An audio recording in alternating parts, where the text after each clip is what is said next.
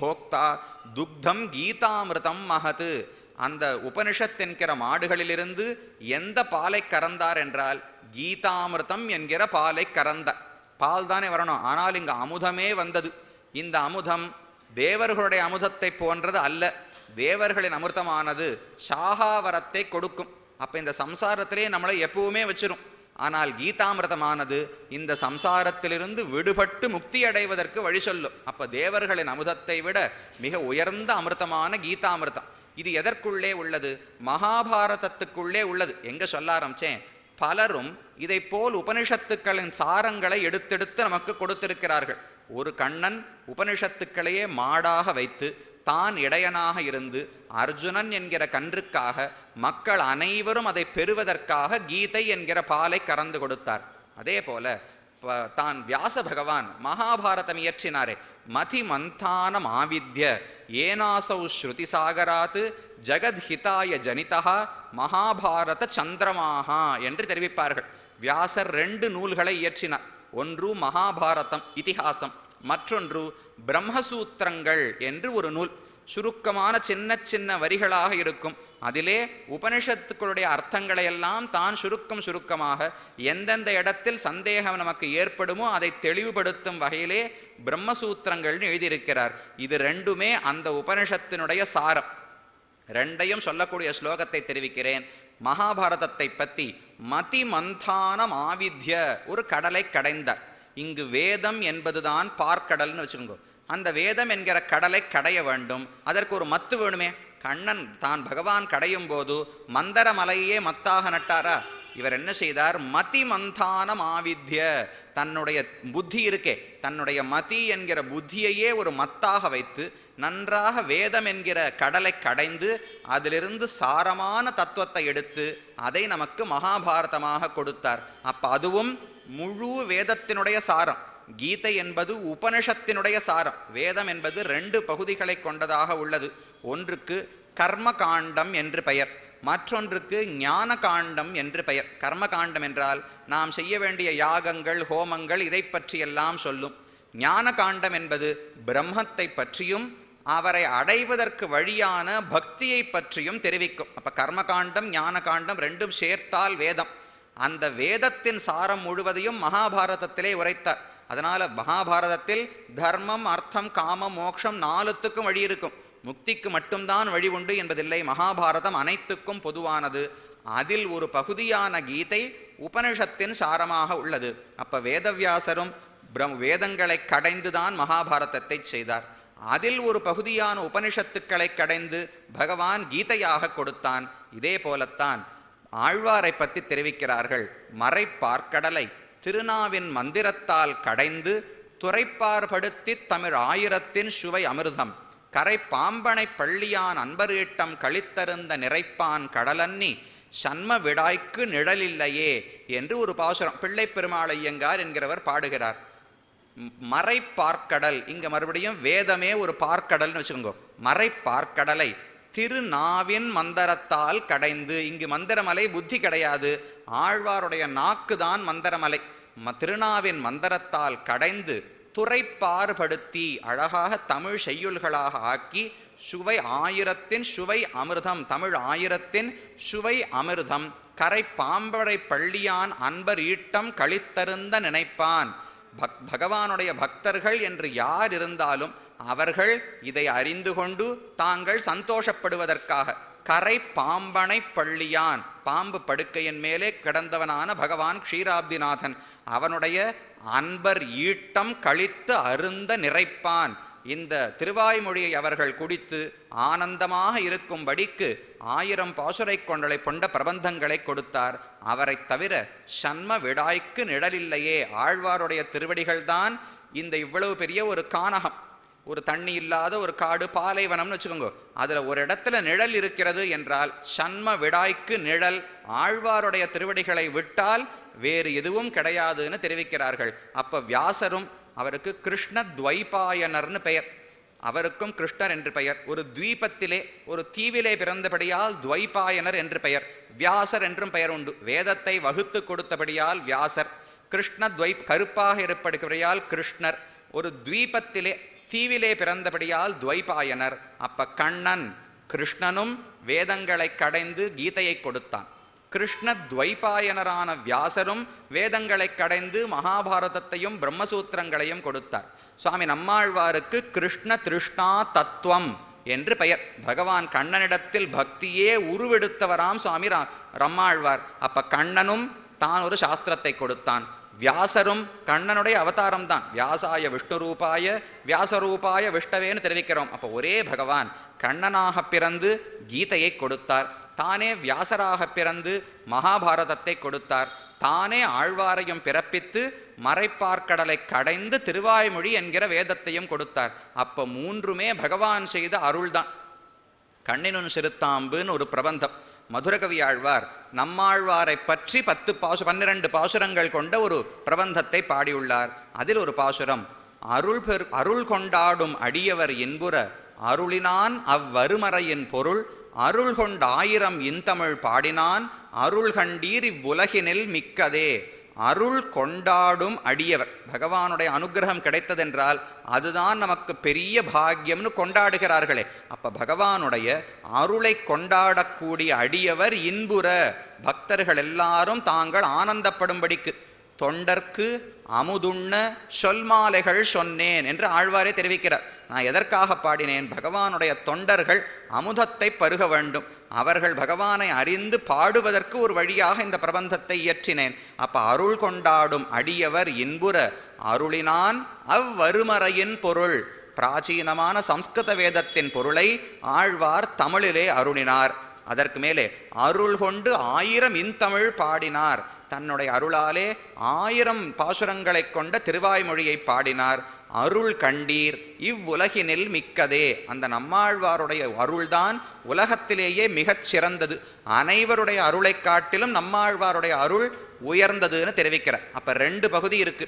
அருள் கொண்டாடும் அடியவர் என்புற அருளினான் அவ்வருமறையின் பொருள். யாரு? நம்மாழ்வார் தான். அவர்தான் சம்ஸ்கிருத வேதத்தின் பொருளை திராவிட வேதமாக ஆக்கி கொடுத்தார். அருள் கொண்டு 1000 இன்தமிழ் பாடினான், அவரே அதை தமிழ் பிரபந்தமாக பாடி கொடுத்தார் என்று 3 ஆச்சாரியர்கள் வியாக்கியானம் இயற்றினார்கள். நம்பிள்ளை, பெரியவாச்சான் பிள்ளை, அழகிய மணவாள பெருமாள் நாயனார் 3 ஆச்சாரியர்கள் இந்த அர்த்தத்தை சொன்னார்கள். ஒரே ஒருத்தர் சுவாமி நஞ்சியர் மட்டும் சற்று வேறு மாதிரி அர்த்தம் தெரிவித்தார். இதில் முதல் பகுதி நம்மாழ்வாரை பற்றி பேசவில்லை. அருள் கொண்டாடும் அடியவர் என்புற அருளினான் அவ்வருமறையின் பொருள். அந்த அருளினான் யாருனால் பகவான் கண்ணன். அருள் கொண்டாடும் அடியவர், பகவானுடைய அனுகிரகத்தை பெற்று யாரெல்லாம் ஆனந்தப்படுவார்களோ அவர்கள் இன்புறும்படிக்கு அருள் கொண்டு பகவான் பாடினான் கீதை என்கிற அமுதத்தை. அந்த கண்ணனுடைய அருள் கொண்டு ஆழ்வார் 1000 இன்தமிழ் பாடினார். அப்ப முன்வரி ரெண்டுமே நம்மாழ்வாரை சொல்லுகிறதுன்னு மற்ற ஆச்சாரியர்களுடைய அபிப்பிராயம். நஞ்சியர் மட்டும் இதில் முதல் பகுதி அருள் கொண்டாடும் அடியவர் என்பல அவ்வருமறையின் பொருள் அருளினான் என்பது கீதாச்சாரியனை சொல்லுகிறது. அவருடைய அருளை பெற்று நம்மாழ்வார் 1000 இன்தமிழ் பாடினார். அவருடைய அருள் கண்ணனுடைய அருளை காட்டிலும் உயர்ந்ததுன்னு தெரிவிக்கிறார்கள். இன்னைக்கு கீதையை பற்றி தான் பார்க்க வந்திருக்கோம். ஆனால் அந்த கீதாச்சாரியனுடைய அருளை பெற்றுதான் ஆழ்வார் பாடினார். கீதை என்னதான் இருந்தாலும் உபனிஷத்துக்குடைய சாரம் கண்ணனே சொன்னது என்றாலும் அதை படிப்பதற்கும் கடைப்பிடிப்பதற்கும் யாருக்கு தகுதியோ அவர்களுக்குத்தான். சம்ஸ்கிருதம் தெரிந்து அந்த மொழி பொறிந்து வேதம் கற்று அதை கடிப்படிப்பவர்கள் யாரோ அவர்களுக்காக கண்ணன் பாடினார். அதே அர்த்தத்தை சுவாமி நம்மாழ்வார் பாடினார். அனைவரும் படிக்கலாம், எப்போதும் படிக்கலாம், அனைவரும் கடைப்பிடிக்கலாம். இப்ப யாருக்கு அருள் அதிகம்? சிலருக்காக கொடுத்த பகவானுக்கா, அதையே அனைவருமாக கொடுத்த ஆழ்வாருக்கா? இப்படி கண்ணனுக்கும் கிருஷ்ண திருஷ்ணா தத்துவமான ஆழ்வாருக்கும் ஏற்றமும் வாசியும் உள்ளது. அந்த கண்ணன் தான் சர்வோபனிஷதோ காவஹா தோக்தா கோபால நந்தனஹா பார்த்தோ வத்சஹா சுதீர் போக்தா துக்தம் கீதாமிருதம் மகது என்று உயர்ந்த கீதா சாஸ்திரத்தை கொடுத்தான். இதுதான் சாஸ்திரங்களுக்கே சுருக்கம். மற்ற எத்தனையோ சுருக்கங்கள் இருக்கலாம், ஆனால் இவர்தானே தானே வேதத்தையே கொடுத்தவர். கீதா சுகீதா கர்த்தவ்யா கிம் அந்யைஹி சாஸ்திர சங்கிரகைஹி யா ஸ்வயம் பத்மநாபஸ்ய முகபத்மாத்து வினிஸ்ருதா என்று ஒரு ஸ்லோகம். கீதை நன்றாக பரப்பப்பட வேண்டும், அனைவராலும் பாடப்பட வேண்டும். கிம் அந்யைஹி சாஸ்திர சங்கிரகைஹி, இதை விட்டுவிட்டு மற்ற சாஸ்திர சுருக்கங்களை வைத்து என்ன செய்வது? பலரும் எழுதலாம். நான் உபனிஷத்துகளை படித்து என்னுடைய ஒரு கட்டுரையாக, ஸ்லோகங்களாக, பிரபந்தமாக எத்தனையோ பேர் எழுதலாம். அதையெல்லாம் வைத்து உபயோகமே கிடையாது. கீதை தான் உயர்ந்தது. ஏனென்றால் யா ஸ்வயம் பத்மநாபஸ்ய முகபத்மாது வினிஸ்ருதா, பத்மநாபனான பகவானுடைய வாயிலிருந்து வந்ததோ இல்லையோ, அதனாலே அதுதான் சிறந்த சாஸ்திர சுருக்கம்னு தெரிவித்தார். ஏன் பத்மநாபன் சொன்னால் என்னன்னால், பத்மநாபன் என்றால் பிரம்மாவை தோற்றுவித்தவர். பிரம்மாவை தோற்றுவித்தவர் அவருக்கு வேதங்களை உபதேசித்தார். அப்ப வேத உபதேஷ்டா, வேதங்களையே உபதேசித்த கண்ணனே மறுபடியும் வந்து பிறந்து கீதையை கொடுத்தபடியால் இதுதான் சிறந்த சாஸ்திரத்தின் சுருக்கம் என்று கருதப்படுகிறது. அந்த வேதம், அந்த கீதை தான் சிறந்த மெய்ஞான நூல். ஆத்மாவை பற்றியும் பரமாத்மாவை பற்றியும் நன்கு தெரிந்து கொள்ள வேண்டும் என்றால் கீதா சாஸ்திரத்துக்கு மேல பிரமாணம் கிடையாது. வேதவியாசர் பிரம்மசூத்திரங்களை இயற்றினார்னு சொன்னேன்.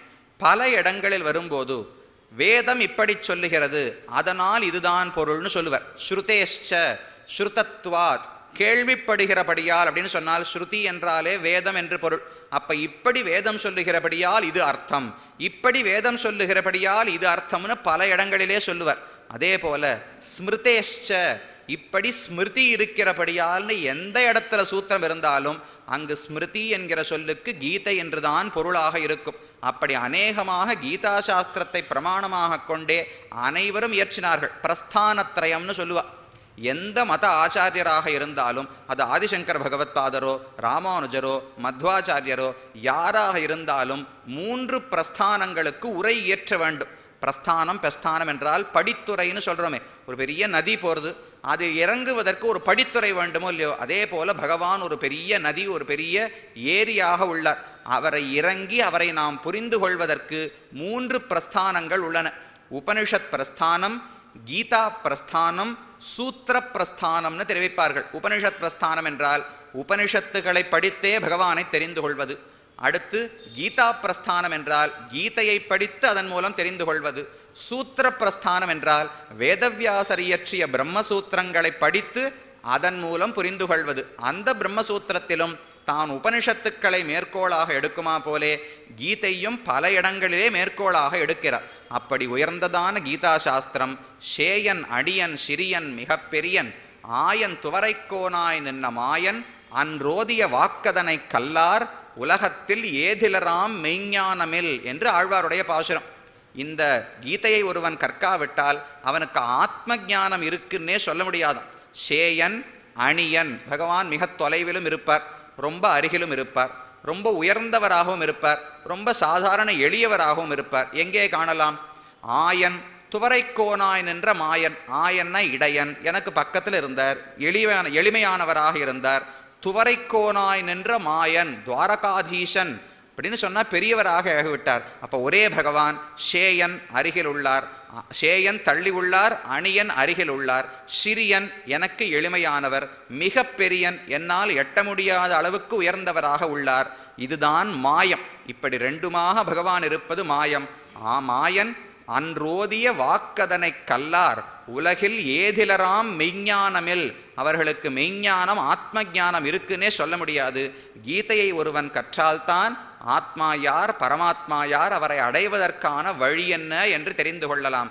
அப்பேற்பட்ட கீதா சாஸ்திரம் கண்ணன் ஒரு அர்ஜுனனுக்காக அனுகிரகித்தான், வேறு யாருக்கும் அனுகிரகிக்கவில்லை. அர்ஜுனனிடத்திலே இருந்த அளவு கடந்த அன்பால் தான் அனுகிரகித்தார். பிராணனைப் போலே பாண்டவர்கள் இருந்தார்கள். தான் பக்தர்களுக்குள்ளே உயர்ந்தவனாக அர்ஜுனன் இருந்தான். அர்ஜுனன் குழம்பினார், சண்டை இட வேண்டுமா வேண்டாமான்னு தெரியாமல் தவித்தார் என்றவுடன் இப்ப நம்மை போல ஒருவர் நினைக்கக்கூடாது. அவர் மிக உயர்ந்தவராக சாஸ்திரங்களை எல்லாம் கற்று பகவானிடத்திலே நல்ல பக்தி உடையவராக வேதவித் அக்ரேசரராய் என்று தெரிவிக்கிறார். வேத வித்துக்களுக்குள்ளே உயர்ந்தவராக இருந்தவன் அர்ஜுனன். அந்த சமயத்திலே ஏதோ சில எண்ணங்களாலே தான் தவறாக மருட்சி அடைந்து விட்டான். அந்த அர்ஜுனனிடத்தில் இருந்த ஆசையால் தான் பகவான் கீதை உபதேசித்தார். எனக்கோ உங்களுக்கோ உபதேசிக்கலையே. அர்ஜுனனிடத்தில் இருந்த காதல், அதற்காக ஆஸ்ரித வியாமோகம், அவன் என்ன செய்வது என்று தெரியாமல் தவிப்பதை பார்த்தான். கிம் கர்த்தவ்யதா விமூடன் என்று தெரிவிக்கிறார்கள்.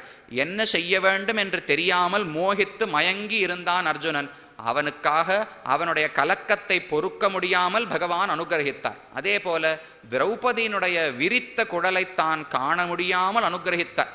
பகவான் தூத்திய சாரத்தியங்கள் பண்ணினதும் பிரபத்யுபதேசம் பண்ணினதும் இவளுக்காக என்று பெரியோர்கள் தெரிவிக்கிறார்கள்.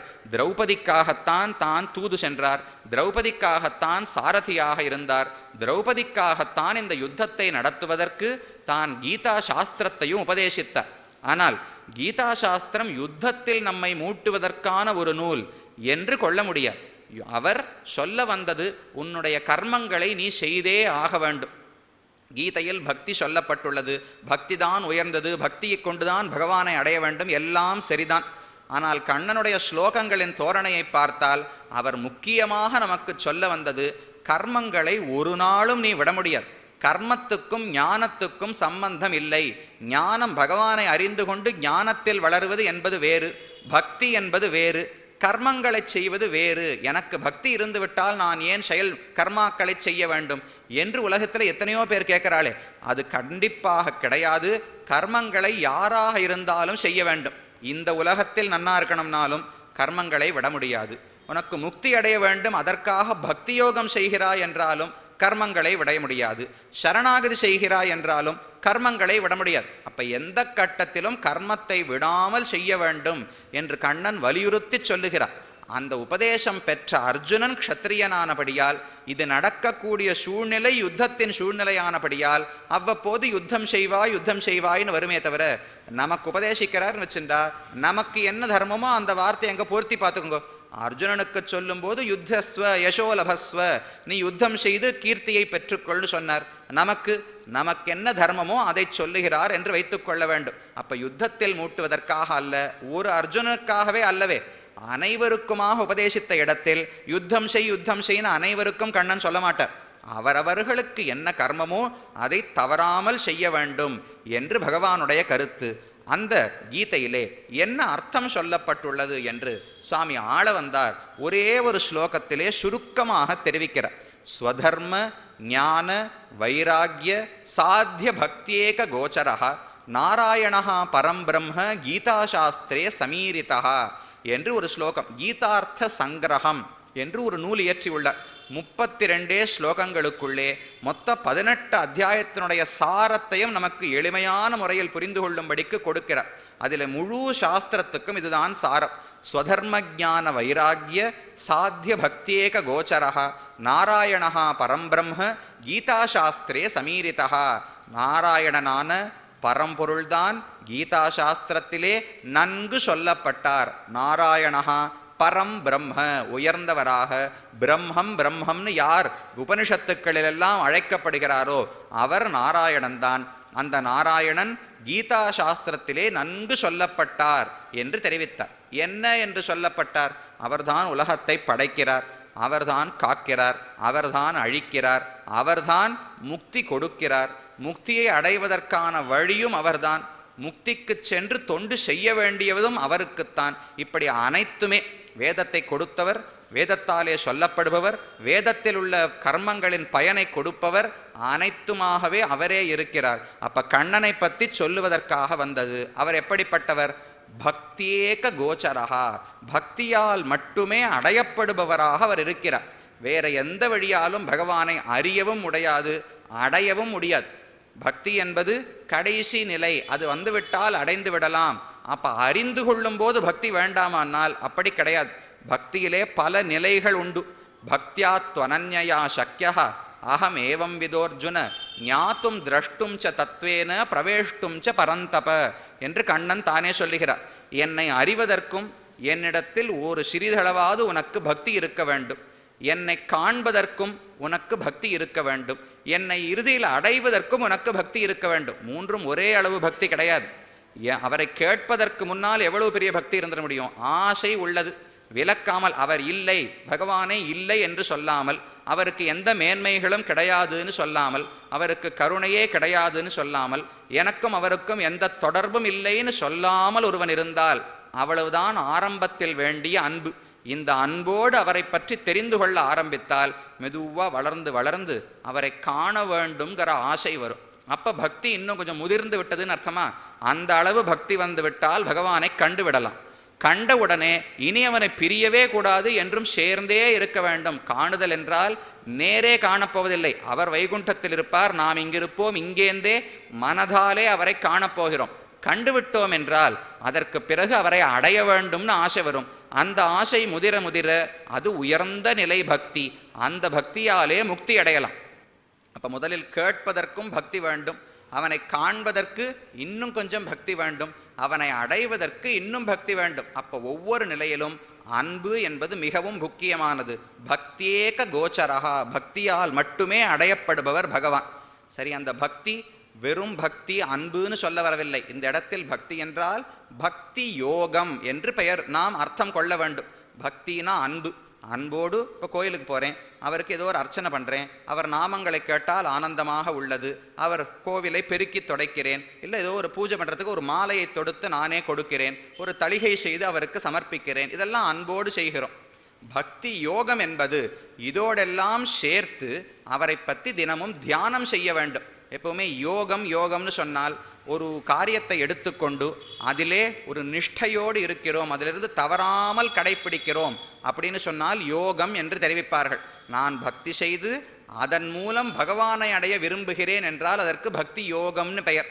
நான் வெறும் அன்போடு இருக்கேன், அதற்காக அன்பு செலுத்துகிறேன்னு சொன்னால் பக்தி என்று பொதுவாக சொல்லலாம். அப்போ பகவானை அடைவதற்கான வழி கீதையில் சொல்லப்பட்டது பக்தி யோகம் என்பதை செய்ய வேண்டும். பக்தி யோகம் என்றால் அவனை பற்றி தியானம் செய்ய வேண்டும். அமர்ந்து கொண்டு யோகத்துக்கான சரியான ஒரு ஆசனத்தில் அமர்ந்து தம்முடைய முதுகு கழுத்து தலையெல்லாம் ஒரே நேர்கோட்டில் இருந்து கொண்டு கண்ணை முழுவதுமாக மூடாமல் முழுவதுமாக திறக்காமல் பிராணாயாமம் செய்து மூச்சை சரி செய்து கொண்டு அவரை பற்றி தியானிக்க தொடங்க வேண்டும். எவ்வளவு நேரம் முடிகிறதோ தியானிக்கணும். முதல்ல 10 நிமிஷம் முடியும், அப்புறம் அரை மணி நேரம் ஆகும், அப்புறம் 1 மணி நேரம் ஆகும். எவ்வளவு முடிகிறதோ அவரை பற்றி தியானம் செய்து கொண்டே இருக்க வேண்டும். மீதம் இருக்கும் நேரம் நம்ம கர்மானுஷ்டானத்தையும் விட முடியாது, கர்மங்களை செய்து கொண்டே இருக்க வேண்டும். செய்யும் போதும் அப்போது அவர் நாம சங்கீர்த்தனம் செய்வது, அவருடைய குணங்களை நினைப்பது, இப்படி அவரிடத்திலேயே நாம் புத்தியை செலுத்தி கொண்டு இருக்க வேண்டும். இப்படி செய்தால் பக்தி யோகம் என்று அதற்கு பெயர். நான் பக்தி யோகம் செய்ததற்காக பகவான் முக்தி கொடுக்கப் போகிறார் என்று நினைத்து கொண்டு செய்கிறோம். நான் யோகமாக செய்யவில்லை, பகவான் எனக்கு முக்தி கொடுப்பார், நான் சரணாகதி செய்து விட்டேன். ஆனால் அன்பு இருக்கிறபடியால் இதே காரியங்களை நாம் செய்து கொண்டே இருக்கலாம். அது யோகம் என்று சொல்லப்படாது, வெறும் அன்பு பக்தி என்று சொல்லப்படும். இந்த ஸ்லோகத்தில் தெரிவிக்கப்படுவது பகவானை அடைவதற்கான வழி பக்தி யோகம் என்று. அந்த பக்தி யோகம் எப்படி பிறக்கும்? ஸ்வதர்ம ஞான வைராகிய சாத்திய பக்தி. பக்தியை உண்டாக்குவதற்கு 3 முக்கியமான தேவைகள் உள்ளன.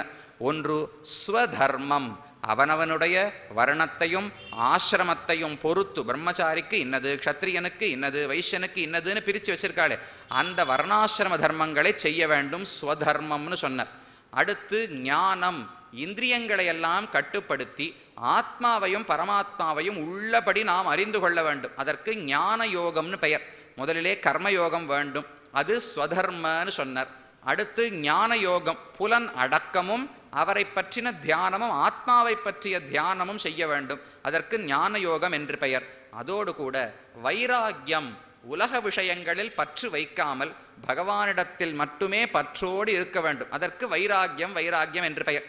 ராகம் என்றால் ஆசை, விராகா என்றால் ஆசையின்மை. இப்போ வைராக்கியம், ஆசையிலோடு இல்லாத தன்மைக்கு வைராக்கியம் வைராக்கியம் என்று பெயர் சொல்லப்படுகிறது. அதுவும் வேண்டும். கர்மயோகம் செய்கிறேன், ஞான யோகம் செய்கிறேன், ஒரு நாளுக்கு 10 மணி நேரம் பண்ணுறேன், மிச்ச சமயம் நான் தொலைக்காட்சி பார்த்துக்கிறேன், எங்கே விளையாடிக்கிறேன், என்னென்ன திரைப்படங்கள் வருதோ பார்க்குறேன்னு சொன்னால் முடியாது. அவரிடம் மட்டும்தான் எனக்கு ஆசை, மற்ற உலக விஷயங்கள் எனக்கு ஆசை இல்லை. என்னென்ன சந்தோஷம் வேண்டுமோ உலகத்தில் அது அனைத்தும் எனக்கு பகவானுக்கு பக்தி செய்வதிலேயே கிடைத்து விடுகிறது என்கிற எண்ணத்தோடு செய்ய வேண்டும். அப்போ வைராக்கியம், உலக விஷயங்களிலே ஆசை அற வேண்டும். அப்போ கர்மயோகம், ஞானயோகம், வைராக்கியம், இது 3 இருந்தால் பக்தி என்பது தோன்றுகிறது. அந்த பக்தி வளர வளர வளர ஒரு சமயத்திலே தர்சன சமானாகார தியானம் என்று தெரிவிக்கிறார்கள். நாம் இப்போ எல்லாருமே உள்ள இருக்கிற பாண்டுரங்கன் பெருமாளை சேவிச்சிருப்பேன். இப்போது கண்ணை மூடிக்கொண்டு அவர் எப்படி உள்ளார்னு தியானிக்க வேண்டும்னு சொன்னால் அவருடைய அங்க அடையாளங்கள் ஒன்று மாறாமல் நமக்கு தியானிக்க வருமா? சட்டுன்னு வராது. மறுபடியும் மறுபடியும் சேவித்து கொண்டே இருந்து அதை தியானித்து தியானித்து பழகினால்தான் அவருடைய உருவம் எப்படி உள்ளாரோ அதே போல நம்ம மனத்திரையில் வரும். இப்ப சேவிக்க ஆரம்பிச்சோம்னால் இந்த கை இப்படி வச்சுருக்காரா, இந்த விரல் பிரிஞ்சிருக்கா, இந்த விரல் பிரிஞ்சிருக்கா, எப்படி பிரிஞ்சிருக்குன்னு சந்தேகம் வந்துடும். இப்படி ஒவ்வொரு அங்கமாக அவர் துல்லியமாக தெரிய வேண்டும் என்றால் மறுபடியும் மறுபடியும் சேவிக்க வேண்டும். தியானம் செய்யும் போது மட்டும் நினைத்தால் போராது, தியானம் செய்யாத போது அவருடைய திருமேனியை அவ்வப்போது சேவிக்க வேண்டும். சேவித்து சேவித்து அது மனதில் தேக்கிக் கொண்டு தியானம் செய்யும் போது அதை மெதுவாக நினைத்தோம் என்றால் அப்போது நேரே கண்டால் எவ்வளவு விஷதமாக தெளிவாக அவர் கண்ணுக்கு தெரிவாரோ அதே போல மனதுக்கு தோற்றத் தொடங்குவார். அதுக்கு முன்னாடி வராது. முதலிலே தியானம் செய்ய தொடங்கும் போது நமக்கு இடைவிடாமல் தியானம் செய்யவே முதல்ல வராது. அது வந்துவிட்டாலும் பகவான் முழுவதுமாக நமக்கு ஒரு அங்கம் மாறாமல் அடையாளங்களோடு நமக்கு காட்சி கொடுப்பார்னு சொல்ல முடியாது. அதற்காகத்தான் பல நாட்கள் தியானம் செய்ய வேண்டும். செய்ய செய்ய மெதுமெதுவாக அந்த தியானம் வளர்ந்து நேரே ஒரு பொருளை கண்டால் எவ்வளவு தெளிவாக நமக்கு தெரிவாரோ அதை போல் தெளிவாக பகவான் நமக்கு தோன்றுவார். அதைத்தான் தரிசன சமானாகார தியானம்னு தெரிவிக்கிறார்கள். தரிசனம் என்றால் காணுதல், சமானாகாரம் அதை போலவே இருக்கக்கூடிய, நேரே பார்க்கவில்லை, கண்ணாலே நான் இன்னும் அவரை காணவில்லை, அது வைகுண்டத்துக்கு சென்றுதான் செய்ய வேண்டும். ஆனால் நேரே கண்டால் எவ்வளவு தெளிவாக அறிவேனோ அதை போலே என் மனதிலேயே பகவான் காட்சி கொடுக்கிறார். அந்த நிலை எய்திவிட்டால் அதற்கு தரிசன சமானாகார தியானம்னு பெயர். அது வந்து விட்டால் முக்தி கிடைத்துவிடும். அதுதான் நாம் அடைய வேண்டிய இலக்கு. பக்தி யோகம் செய்பவர்களுக்கு சொல்லுகிறேன். பக்தி யோகம் என்றால் முதலிலே தன்னுடைய கர்மங்களை எல்லாம் விடாமல் செய்ய வேண்டும். செய்து கொண்டே வந்து கூட இந்திரியங்களை கட்டுப்படுத்த வேண்டும். அதற்கு மேலே தியானம் செய்ய தொடங்க வேண்டும். தியானம் செய்து கொண்டே இருந்தால் ஒரு சமயத்திலே அது நேரே காண்பதற்கு நிகரானதாக ஆகிவிடும். அது வந்துவிட்டால் இவனுடைய பழைய பாபங்கள் எல்லாம் ஒழிக்கப்படுகின்றன. அது இன்னும் கொஞ்ச நாள் தொடரணும். அது ஒரு முறை வந்துவிட்டால் முக்தி என்று சொல்லவில்லை. அந்த நிலையை எய்திவிட்டால் பழைய பாபங்கள் எல்லாம் கழிந்து விடுகின்றன அந்த பக்தியுடைய பெருமையாலே. அதற்கு மேலே பல ஆண்டுகளோ பல பிறவிகளோ எத்தனையோ நாள் ஆகலாம். அது ஆனதற்கு பிறகு பகவானை ஒரு பக்தி யோக நிஷ்டன் அடைகிறான் என்று தெரிவிக்கிறார்கள். அப்ப ஸ்வதர்மம் கர்மங்களை செய்வது, ஞானம் ஆத்மாவை உள்ளபடி புரிந்து கொள்வது, அதற்காக இந்திரியங்களை கட்டுப்படுத்துவது, வைராக்கியம் உலக விஷயங்களில் ஆசையை விடுவது, இது மூன்றோடும் சேர்த்து நாம் செய்து கொண்டே வந்தால் பக்தி யோகம் என்பது கைகூடும். அந்த பக்தி யோகத்தை செய்து கொண்டே வந்தால் அப்போது பகவான் நமக்கு கைகூடுகிறார், அவரை அடையலாம் என்பது கீதா சாஸ்திரத்தினுடைய சாரம்.